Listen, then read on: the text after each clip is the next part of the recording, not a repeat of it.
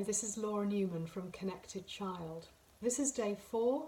We're going to take a tour of some of the consequences to having a neurologically dysfunctional sensory gating system. Some of these consequences, they are behavioural. They are what we would call the secondary behavioural activities that children are engaged in because of their dysfunctional sensory gating system. So if we just take a look first of all at what children will naturally do if they are in a state of feeling separate from those that they are supposed to be attached to, feeling a sense of separation and disconnect from their parents, then there are 3 very primal emotions that all children will naturally go to, and children with an autistic set of traits, children with this hypersensitive brain, as Neufeld describes, they are much more likely to go into these emotions, and then there are serious consequences for that. So these emotions are, first of all, alarm. The sensation of alarm is an emotion. It moves you to caution, and it's there to protect you from outside interference in any way, and so it's a natural state of affairs to protect you. The state of frustration, that emotion that we all know, it can appear in the form of anger, and it's supposed to help you to change things in your environment, to change something so that the frustration is lessened and that you get back into connection. And then the other one is pursuit, this idea of facing this disconnect and hence stirring the emotion up to look for connection, not necessarily with the parent but elsewhere, seeking attention and demanding it in many ways. So those are the 3 normal emotions that any child will possibly exhibit if they're feeling separate from those that they are supposed to be in connection with, and that's all fine as long as they come back from them and there's a state of rest and relaxation, and that they are in daily consistent harmonious connections with their parents.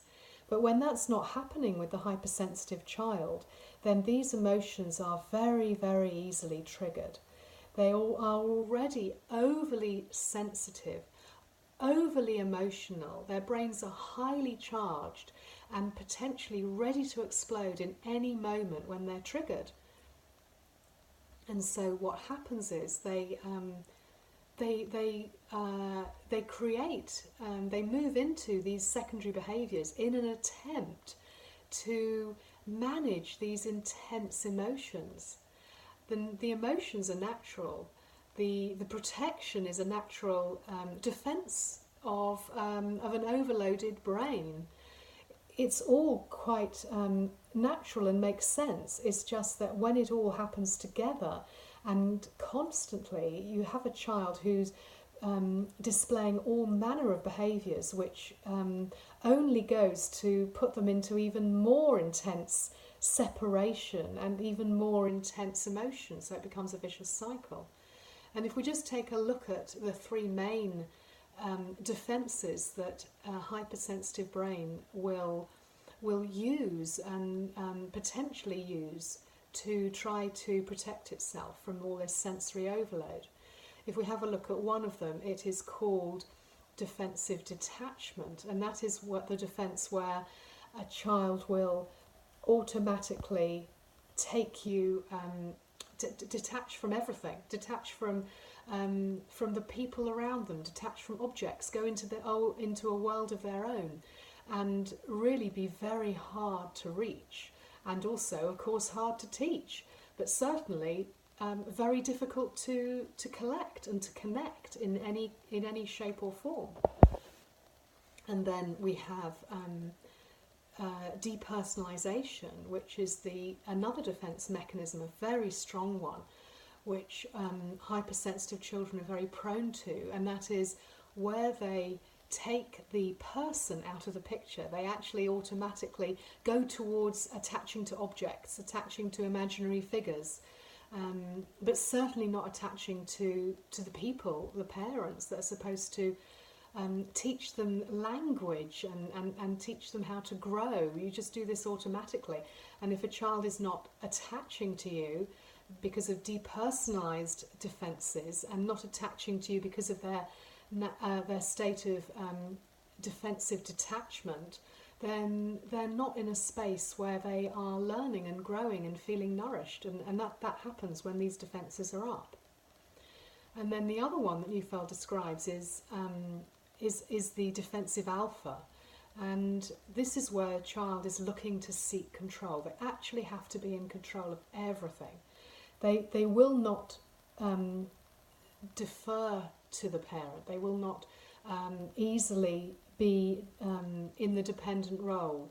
And they go into all kinds of obsessions and compulsions in order to find control, in order to defend against this overwhelmed brain, which is being overstimulated, given that it is already in a heightened sense of the sensations and the emotions that arise. So these are some of the things that can happen, and it's just to put some sense to all of this so that you can start to look at your child's behaviour in a more organised way, and by making sense of their secondary behaviours, you can actually address them in a very beautiful way and a very productive way, and an incredibly positive approach. So we're going to take a look at that next time. Thank you for listening.